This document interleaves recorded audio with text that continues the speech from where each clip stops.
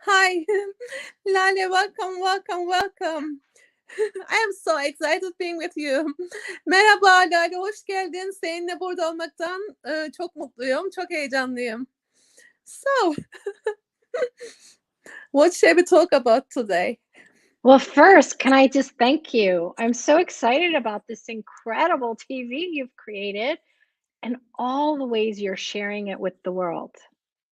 Evet, ben sana çok teşekkür ediyorum. Ben bu yaratılan televizyonla ilgili çok heyecanlıyım ve dünyayla paylaştırıldığı için. You know, this TV is a Turkish couple, Zuhal and Ömer, and she are bringing many people on different modalities. And it's like a spiritual TV, but it's just how communion and how it unites us is amazing. Gerçekten ben de burada Zühal'de ve Ömer'e teşekkür ediyorum. Onların bizi bir araya getirdikleri için ve farklı modaliteleri, konuları burada paylaşma şansları verdikleri için.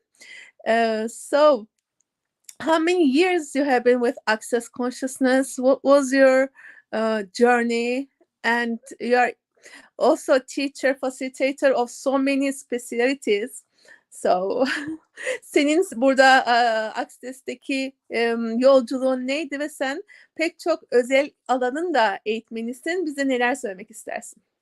Well, let me first start with I love listening to you talk in Turkish.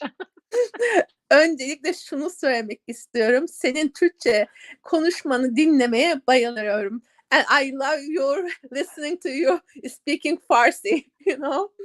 Ben de senin Farsça konuşmanı duymaya bayıldım. Biz Laleh ile beraber birkaç dünya gününde SAP'lerle beraber bir çalışma yapmıştık, küresel çalışma yapmıştık ve orada Laleh benim eşimdi ve Farsça konuşmuştu ve gerçekten muazzam bir gündü. I am talking about what the Global Earth Day and the SAPs and the Global SOP way we had created with that was created and we shared those half an hour together. So Yeah. And you know, it's really interesting because most of my life was me either becoming a doctor or pursuing things in business. ben hayatım boyunca ya doktor olmayı düşünüyordum ya da iş dünyasına adım atmayı düşünmüştüm. And one of the things that I found my whole entire life is I love variety. Ve ben fark ettim ki yaşamımda çeşitliliği çok seviyorum. This year, I actually celebrate 35 years of business. Ben bu yıl 35 yıllık iş dünyasında oluşumu kutluyorum. Yeah. And no matter which direction I was going, I was always seeking for more things that can help make things better. Ben hangi yöne gidersem gideyim her zaman bir şeyleri neler daha iyi yapabilir arayışı içerisindeydim. I was supposed to become a pediatrician. Ben bir çocuk doktoru olmam gerektiğini düşünüyordum. And I decided to get married, take care of him, and then pursue that later. Ben evlenmeyi seçtim, ona bakmayı seçtim ve bu yolculuğu sonraya bıraktım. But of course, then came the twin girls and becoming a mom and going a different path. Ve ondan hemen sonra ikiz kızlarım oldu ve bambaşka bir yola gittim bu şekilde. But I've always been so curious and excited to provide tools that help people be happy and be healthier. Ben her zaman için insanlara daha mutlu olacakları ve daha sağlıklı olacakları yollar sunmayı peşindeydim o zaman bile. But that's not just in your personal life, it includes our magical businesses. Bu sadece kişisel yaşamı içermiyor. Bizim sihirli iş dünyamızı içeriyor. And my career started more in doing a lot of more trainings about self-development and business and leadership. Benim işim kişisel gelişim, özellikle işte kişisel gelişim ve liderlik konusunda başladı. Yeah, so I learned a lot of techniques, tools, modalities. Ve ben bir sürü teknikler, araçlar, modaliteler öğrendim bu şekilde. And then 11 years ago, I met a woman. Ve ben 11 yıl önce bir hanımla tanıştım.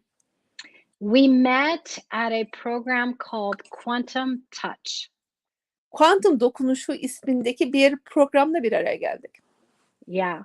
So for 6 years, she hadn't been able to have full rotation of her knee. Ve 6 yıl boyunca dizini tam anlamıyla çeviremiyordu, oynatamıyordu. So I worked on her for about 20 minutes, Onun üzerinde 20 dakika çalıştım. and she could move her knees. Ve dizlerini hareket ettirebiliyordu. Bildi ondan hemen sonra. She was so excited. She went home to walk her dogs. Ve çok heyecanlıydı. Eve köpeklerini yürütmek için gitti. And then I started working with her peanut allergy, her business, her finances. Onun fıstık alerjisiyle, onunla çalışmaya başladım. Fıstık alerjisi, iş dünyası, finansı. Yeah. And then she called me and said, I learned something new. Ve beni aradı ve şöyle dedi. Ben yeni bir şey öğrendim. Can I come gift it to you for your birthday? Doğum gününde gelip sana bunu hediye edebilir miyim? I didn't care what it was. It sounded so yummy. Ne oldu umurumda değildi. Muhteşem, çok leziz hissettiriyordu. I said, of course, come. Tabii ki gel dedim. And that was the beginning of my adventures with Access Consciousness. Ve bu benim Access Consciousness'le bir araya gelmemin ilk anıydı. So 11 some years of ago. 11 years 11 ago. yıl önce. So some of you may know what Access Consciousness bars are. Çoğunuz Access Consciousness bars'ın ne olduğunu biliyorsunuzdur. Well, it's 32 points on your head. Başınızda bulunan 32 tane nokta. And you lie down and someone gently touches them. Siz uzanırsınız ve birisi onlara nazikçe dokunur.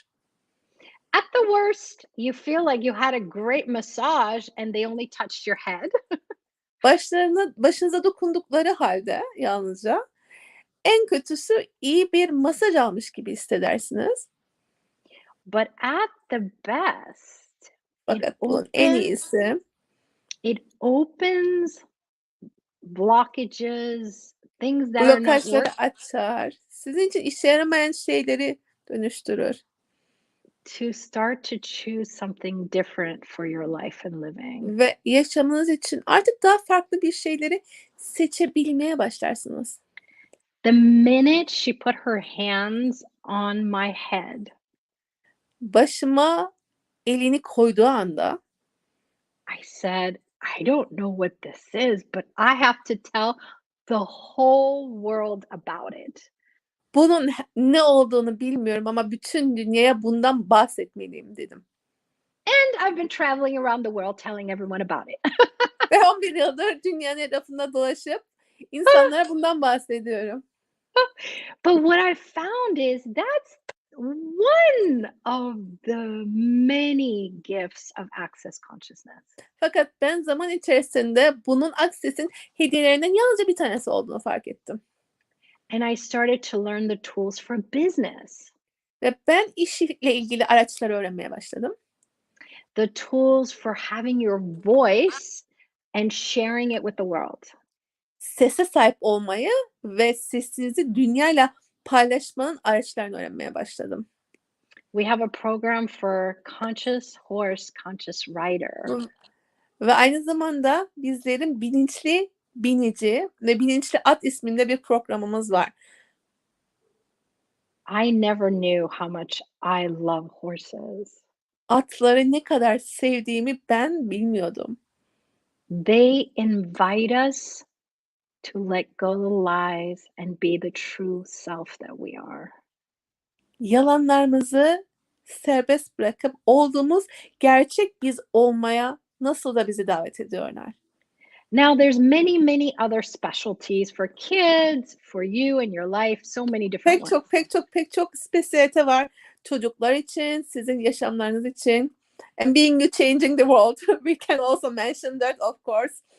Kendin o dünyayı değiştir programı tabii ki ondan da bahsederiz dedim. Yeah, that whole thing about being you and how much everything changes in your life and you become happier. O kendin olman denen şey hani nasıl da her şey hayatında değişmeye başlar ve en sonunda daha mutlu olmaya başlarsın. Yeah. Evet. There's just so many different things. So it depends on which way you want us to go in conversation, you know? So right voice for you mentioned right voice for you. Hangi yöne gitmeyi arzu ediyorsun Çağla dedi. Çünkü o kadar çok şey var ki dile getirebilecek.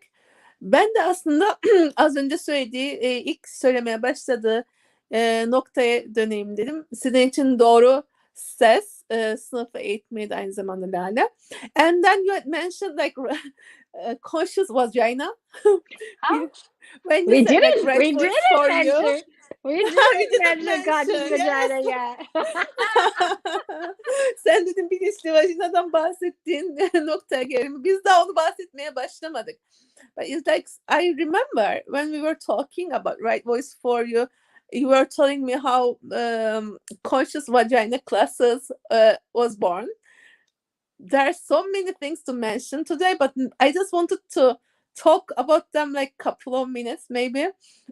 Bugün bahsedecek o kadar çok şey var ki ben Lale'yi belki de I can talk with you for hours on these topics.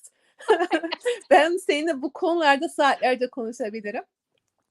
Fakat biraz olsun ve birkaç dakika bilinçli vajinadan bahsetmek istedim. Because you are the creator of conscious vagina classes. And I had found them so this topic and talking you about this topic was so inspiring. That's the simplest way I can put it. Ben senin bu konuya değinmeni son derece ilham verici buldum bunun en basit ifadesiyle.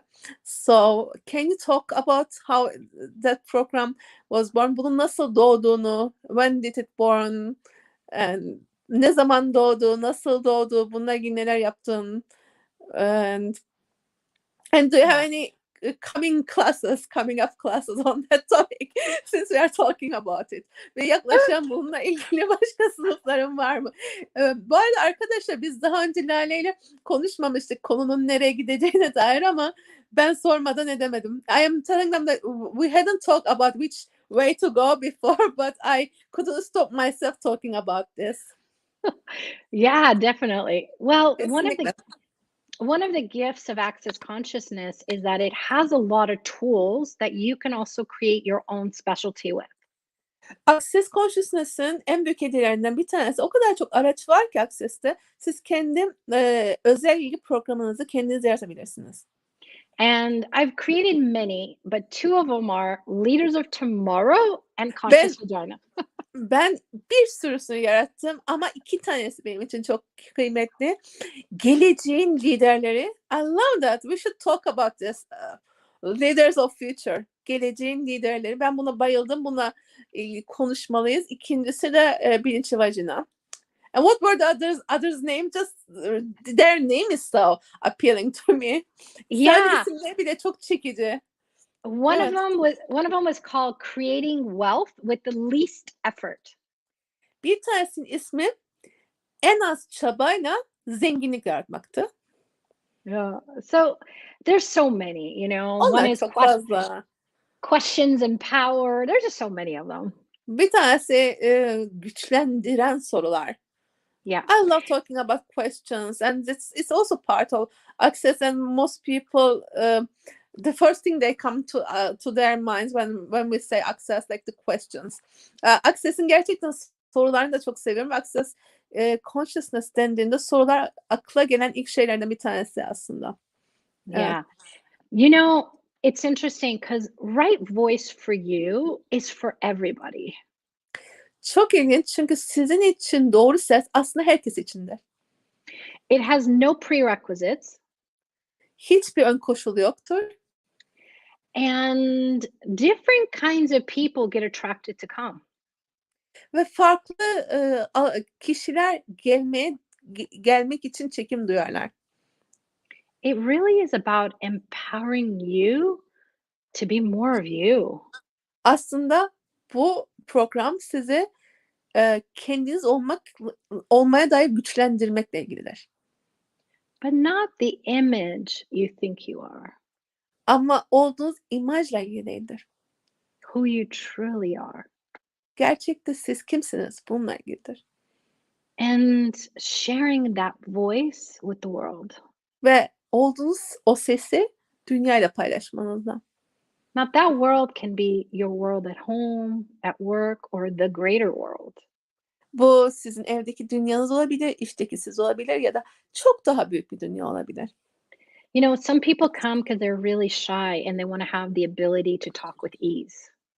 Bazı insanlar utangaç oldukları için gelirler ve aslında arzu ettikleri şey kolaylıkla konuşmaktır. Some people come because they're very social and they want to go do TED Talk, you know?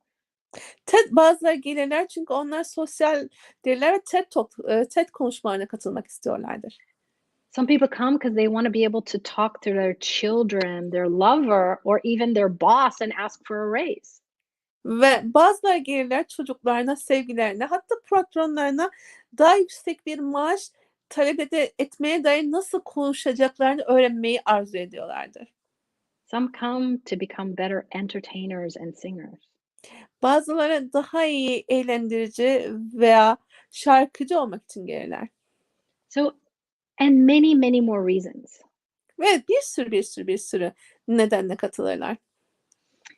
So, it's a 3-day workshop. Bu 3 günlük bir seminerdir. We usually have a stage that they come and we work with them on Gelirler. stage. Bir sahne vardır ve çoğunlukla o sahnede onlarla çalışırız. And I was in Avignon, France. Ben Avignon, Fransa'daydım. I think it was 2016, but don't quote me on the date. Sanırım 2016'ydı ama emin değilim. And for 3 days, I was facilitating people who had locked their voice in their private areas. Ve ben 3 gün boyunca insanları seslerini o özel noktalarına, özel bölgelerine kilitliyor oluşlarına dair fasilite ettim. It didn't matter if they were a lady or a gentleman. Bir bay mı veya bayan mı önemli değildi. It could have been teenagers because we have lots of kids who take the class. Ergenler de olabilir çünkü ergenler de pek çok ergen de o sınıfı alıyor. And it became a joke that I should call the founder of Access Consciousness and say, "What do you think about me creating a right vagina for you class?" Ve aramızda espri oldu ve bana dediler ki Access Consciousness'in kurucusunu ara ve sizin için doğru vajina isminde bir sınıf yaratayım. Bu nasıl olurdu diye sordular.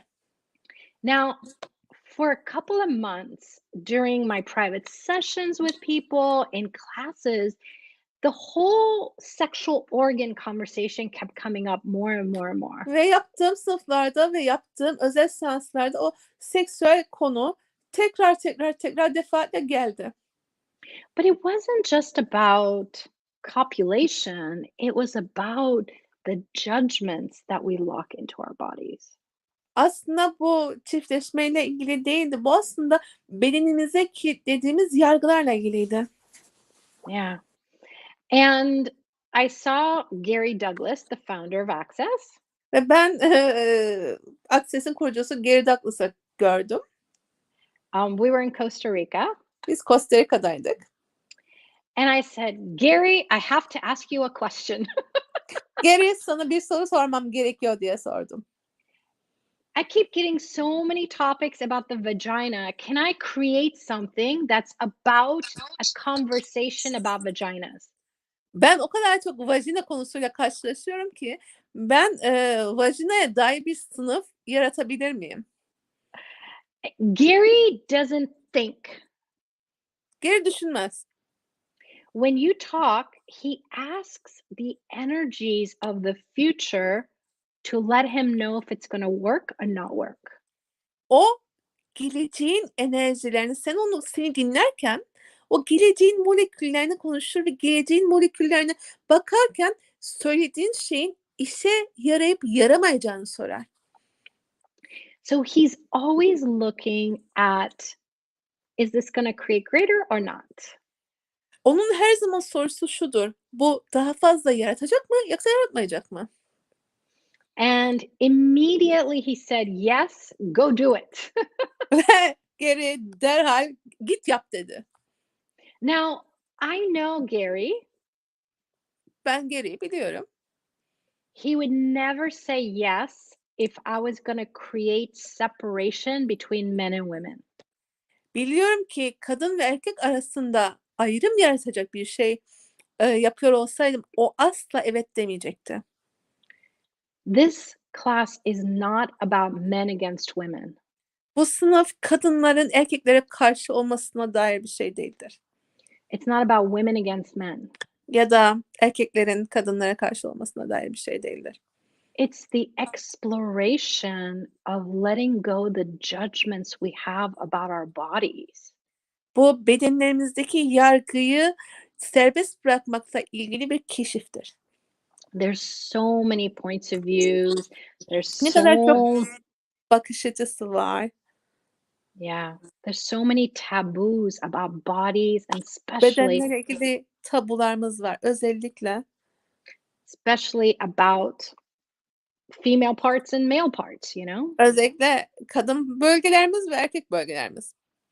And most of us don't even realize before your mom has the baby, there's all this projection about the girl, the boy, and all the rules, you know? Ve anneniz bebek doğurmadan önce bir sürü projeksiyon vardır. Erkekler böyledir, kadınlar böyledir gibi. Onun üzerinde de. This program or class ends up being so different each time. Bu program ya da sınıf her defasında daha farklı şekilde açığa çıkar. Yeah.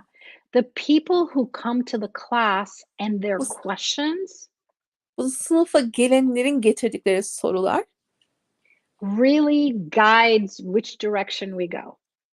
gittiğimiz yöne gerçekten rehber olur. It becomes a very intimate space for being vulnerable to ask any question. O alan her soruyu sorabileceğimiz kırılgan bir alan olur. İzin veren bir alan olur. Sometimes it's about health-related problems with women or men. Bazen kadın ve erkeklere dair sağlıkla bağlantılı konulardır bunlar. By the way, men, women, and children take this class. Bu arada bu sınıfı kadınlar, erkekler ve çocuklar beraber alırlar. Sometimes it's related to pregnancy or not being able to get pregnant. Bazen hamilelik ya da hamile olamamakla ilgili konular gündeme gelir. Sometimes it opens up conversation about abuse. Bazen suistimal, tacizle ilgili konuları açığa çıkartır. Sometimes it has nothing to do with anything I mentioned and all sorts of other conversations. Ve bazen bahsettiğim hiçbir şeyle ilgili olmaz ve bir sürü başka sohbetle ilgili olur. Yeah. But then it becomes also a creation with your body. Ama bu aynı zamanda sizin bedeninizle olan bir yaratımdır da. Because when we stop judging our body, Biz bedenimizi yargılamaktan vazgeçtiğimizde then it's using our best friend as a partner of creation. en yakın arkadaşımız olan bedenimizi yaratım dostumuz olarak kullanıyor oluruz. People always send me feedback from this class. İnsanlar daima bana bu sınıfla ilgili geri bildirimde bulunurlar. They share they have more confidence. Şunu söylerler, daha çok kendilerine güvendiklerini artık. More joy. Daha çok neşeye sahip olduklarını. Their businesses grow, their money grows. İşleri büyümeye başlar, para akışları hızlanır, artar. Some have great sex. Bir şekilde seks de harika olmaya başlar. And some, the relationship with their mothers or their sisters or Bazılarının others change too. anneleriyle, kız kardeşleriyle iletişimleri, ilişkileri de değişmeye başlar. But this is just a sample. It really depends on each person and what they're desiring to create. Bu sadece bir örnektir. Bu neyi yaratacağı gerçekten her bir kişiye ve onların ne arzu ettikleriyle bağlantılıdır.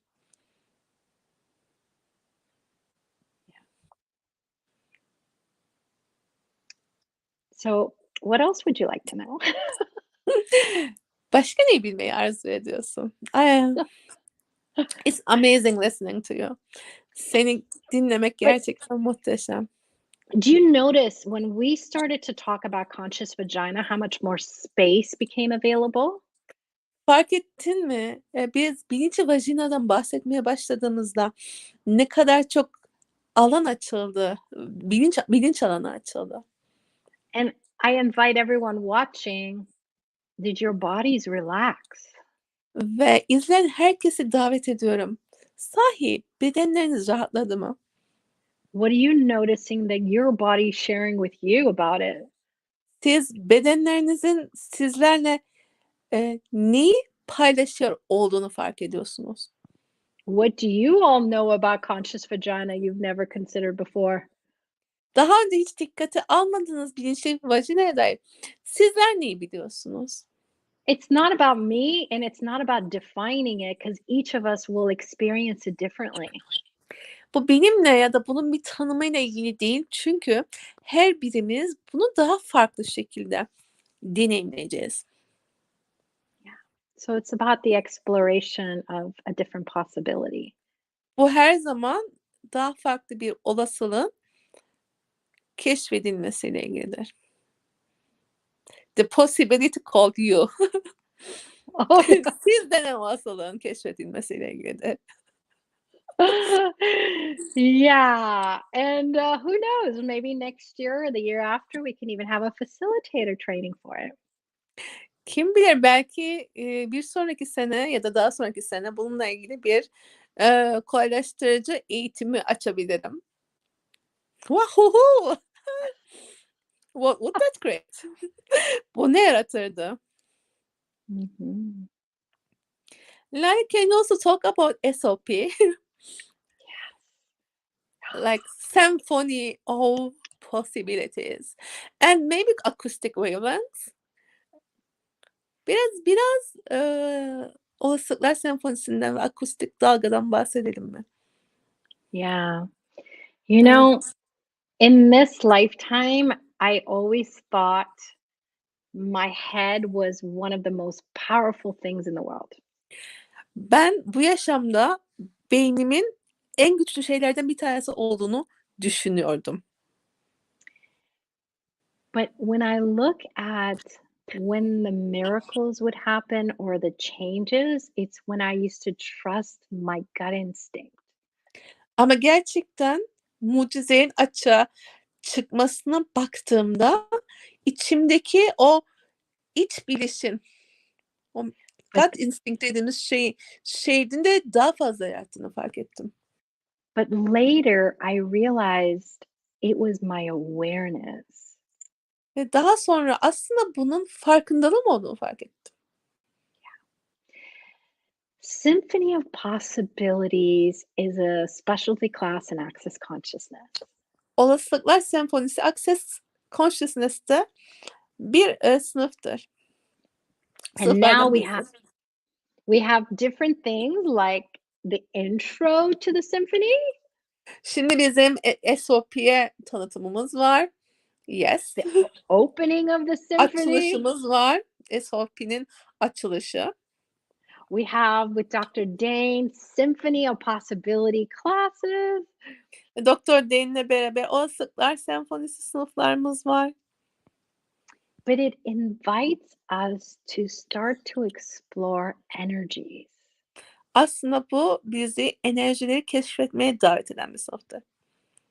Did you know our first language, even as children, was energy? Çocukken dahi ana dilimizin enerji olduğunu biliyor muydunuz? Every one of us was born knowing energy. Her birimiz enerjiyi bilerek doğarız. Now, we learned our country's language, which became our first language, but it's not. Biz ana dilimizi öğrendik, içinde bulunduğumuz ülkenin dili ama bu bizim ana dilimiz değildir aslında. Our first language was energy. Bizim ilk dilimiz, ana dilimiz enerjidir. You knew how to get your mom's attention by just yelling. Sadece bağırarak annenizin nasıl dikkatini çekeceğinizi biliyordunuz. But all of you who are out there who are also parents, Orada olan ve aile, aynı zamanda ebeveyn olan sizler, I have twin girls. benim ikiz kızlarım var. At first, we may not know what the screaming is about. İlk başta o bağırmanın ne manaya geldiğini bilmiyor olabilirdik. But then we started to pick up the energy of what they were saying. Ama daha sonra onların ne diyor olduklarının enerjisini algılamaya başladık. And then you knew if they were ready to eat or poop or change a diaper, you know? Ve onların yemeğe mi hazır, üstlerini mi yaptılar, altlarını mı yaptılar ve bezlerin değiştirilmesine hazırlar mı onu algılayabiliyorduk. And one of the first tools of learning with energy is when something is light or it's heavy. Ve enerjiye dair öğrenebileceğimiz ilk araçlardan biri bir şeyin hafif ya da ağır olmasıdır. Do you know that the name of my program is Let's Look at the Energy? Let's check with the energy. That's my name. Lale'ye dedim, şunu söylüyordum. Biliyor muydun ki benim programımın ismi bir enerjiye bakalım. Oh my God, that's amazing. Buna bayıldım. Yeah. So when something is light or expansive, it's usually what resonates more true for you at that moment. Bir şeyin hafif olması demek sizin için gerçekten neyin o an için daha gerçek olduğuyla ilgilidir. When it's heavy or feels like contracting, like going like a turtle, that's usually not. İçine giren bir kaplumbağa gibi hissettiğinde ve sıkıştığında bu çoğunlukla sizin için gerçek olmayan bir şeydir. Yeah. And this is a starting tool to start to differentiate the things that are not true and are true for you. Ve bu sizlerin neyin sizin için gerçek, neyin sizin için yalan olduğunu ayırt etmeye başlamanın ilk araçlarından bir tanesidir. Like, have any of you ever had it when you were driving to work and you went down a different street and you're like, why did I do that? Hiç başınıza geldi mi? Mesela işe gidiyorsunuzdur ve farklı bir yola saptınız ve kendinize şöyle sordunuz. Ben bunu niye yaptım acaba?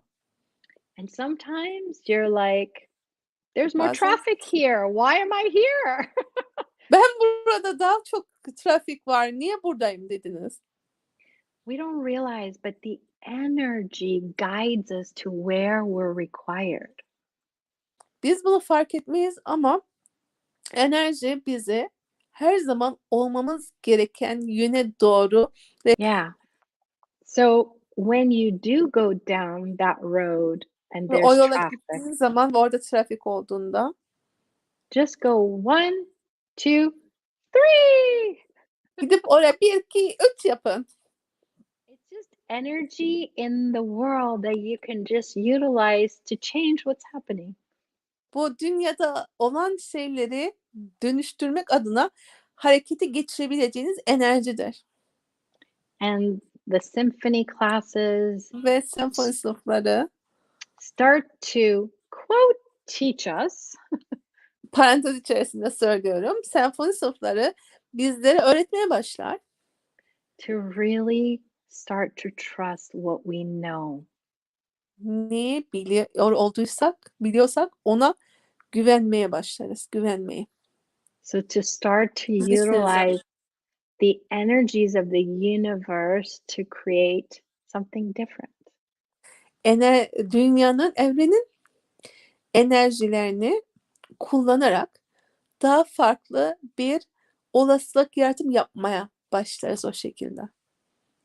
For me, I've watched people go from sadness to joy having one of these sessions. Bu seansları alan insanların üzüntüden neşeye dönüştüklerini, neşeye gittiklerini seyrettim. Or there was some difficulty in their life, their health, or their business, and then things change.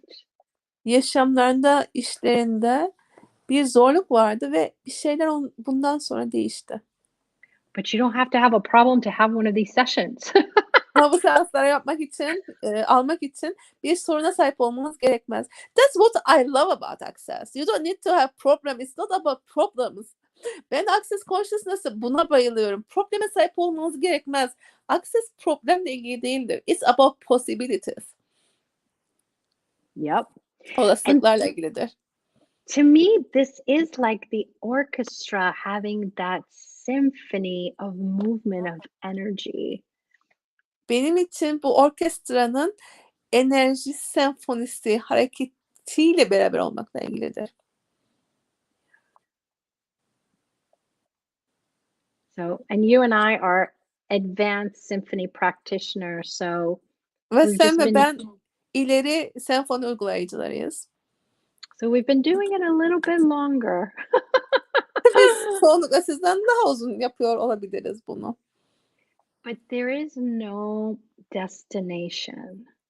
Fakat varacağınız herhangi bir hedef yok. Because with this introduction to symphony sessions, they're brand new people learning. Bu senfoni tanıtım seanslarıyla, dersleriyle yeni insanlar geliyorlar öğrenmeye dair. And how quickly they are able to play with the energies and Ve create. Ve ne kadar da çabuk enerjiyle oynamaya başlıyorlar ve yaratmaya başlıyorlar. So I wonder what's possible now. Ve şimdi neler mümkün olduğunu merak ediyorum. I wonder what's possible with you and Turkey and future. Sen Türkiye ve gelecekle ilgili nelerin olası olduğunu merak ettim. Yeah. What else is possible? Başka neler mümkün? You know, for me, I follow the energy of the country and the land.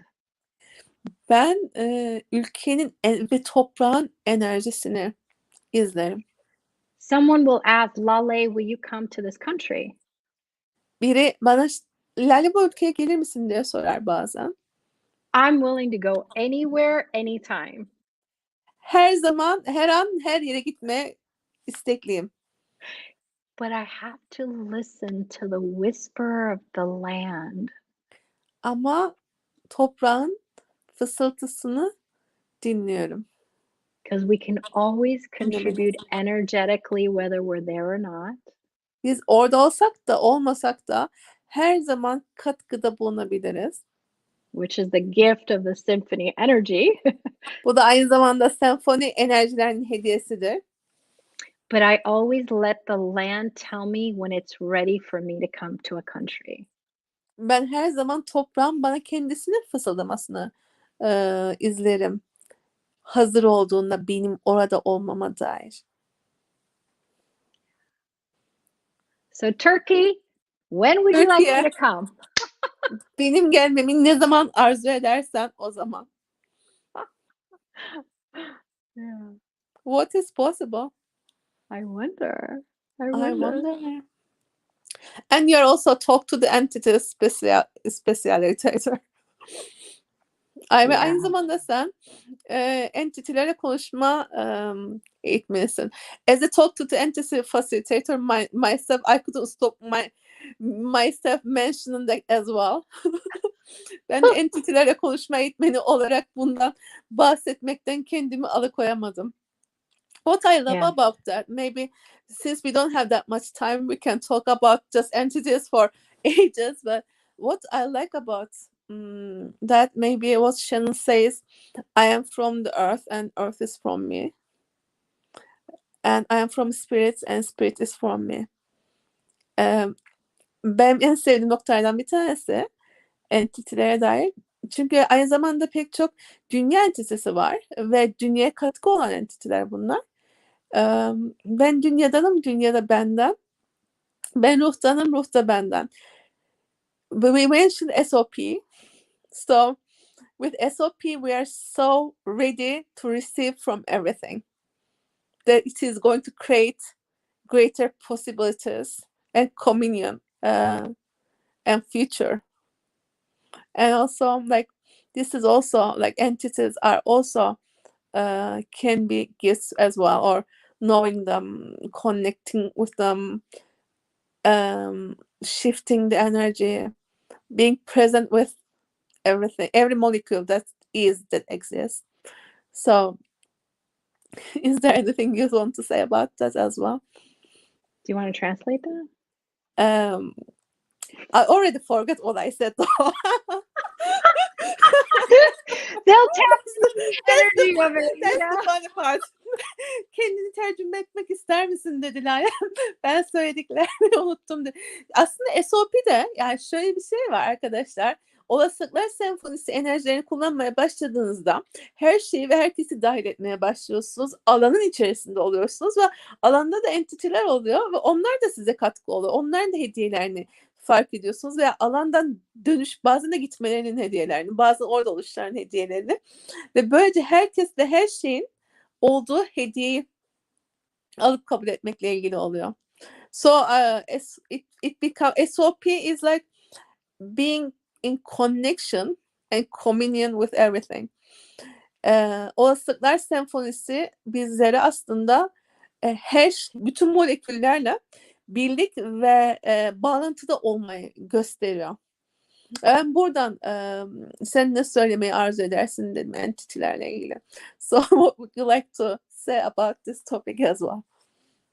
Well, I actually did a Zoom just 2 hours ago about this. Ben buna da 2 saat önce bir Zoom yaptım. Yeah. When we talk about entity, most people don't realize the gamut that it includes. Biz varlıklardan konuştuğumuz zaman onun what does gamut mean? Sorry. Yeah. Oh, gamut Onun means like the whole thing, like ne kadar wide things. kocaman, geniş olduğunu insanlar çoğunlukla tahayyül etmiyorlar. Yeah, because it can include your business. Bu sizin işinize de dahil eder aslında. Your business has its own consciousness and energies. Sizin işiniz kendi bilincine ve enerjilerine sahiptir. And when you had the idea of creating it, it's because it was talking to you energetically. Siz o işi yaratmaya karar verdiğinizde bunu yaparsınız çünkü o sizinle enerjetik olarak konuşuyordur. It can include the earth and the consciousness of the earth. Aynı zamanda dünya ve dünyanın bilincini de dahil eder bu. Like the spirits of the earth. Dünyanın ruhları gibi. It can include a family member or a stranger that no longer has a body. Bedene sahip olmayan bir aile üyesini ya da bir yabancıyı da dahil eder. And so much more. Ve çok çok daha fazlasını dahil eder. And when we start to engage and communicate, ve biz onlarla bağlantıda kurup iletişim kurmaya başladığımızda and we take out the lies we see on TV, ve televizyonda gördüğümüz yalanları dışarıda bıraktığımızda there's a whole other world of healing and contribution that we tend not to know about.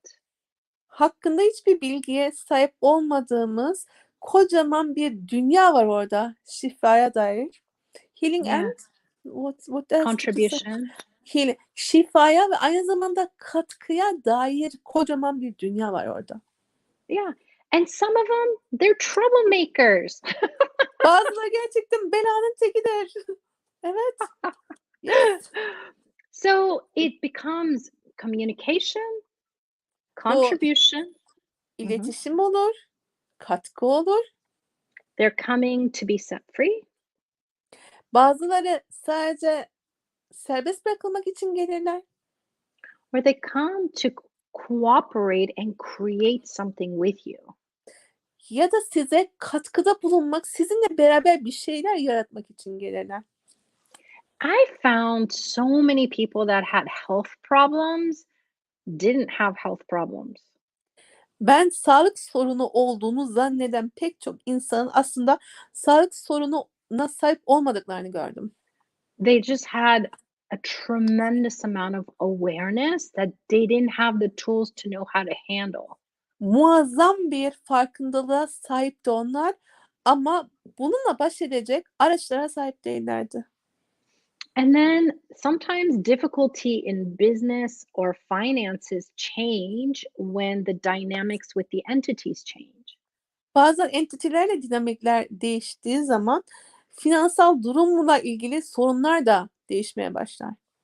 Yeah. So, what's actually possible with the entities you've never considered before? Böylece şimdiye kadar dikkate almadığınız gerçekte entitelerle neler mümkün? Yeah. And as children, we Ve had çocuklar no points of views olarak about it. bizim onlara dair hiçbir bakış açımız yoktu. How many kids talk about their invisible friends? Ne kadar çok çocuklar görünmeyen arkadaşlarından bahsederler. So, if we didn't make it wrong, what is the gift here we haven't considered? Eğer biz bunu yanlış yapmamış olsaydık, burada şimdiye kadar dikkate almadığımız hangi hediyeler olurdu? And I think our time that is given us is almost finished. Bize ayrılan süre sanırım sona gelmeye başladı. And let's do this again, I say. Yeah, I'm so happy having you as my guest. Senin misafirim olmandan çok mutluluk duydum. Thank you. It's my pleasure. I always love having conversations with you. Teşekkür ederim. Seninle sohbet etmeyi her zaman çok sevmişimdir.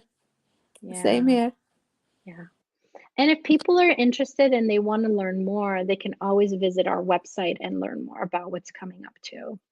Evet ve neler olacağını merak ediyorsanız, ilgileniyorsanız web sitemizi de ziyaret edebilirsiniz. Yep. And yeah, let's do this in different. Let's do this again. I look forward to it. Future. Seni tekrar konuğum olmanı dört gözle bekliyorum dedim. And thank you. Thank Teşekkür you. ederim. And thank you for everyone who is watching now or later. Şimdi veya sonra izleyen herkese teşekkür ediyoruz. Hoşça kalın.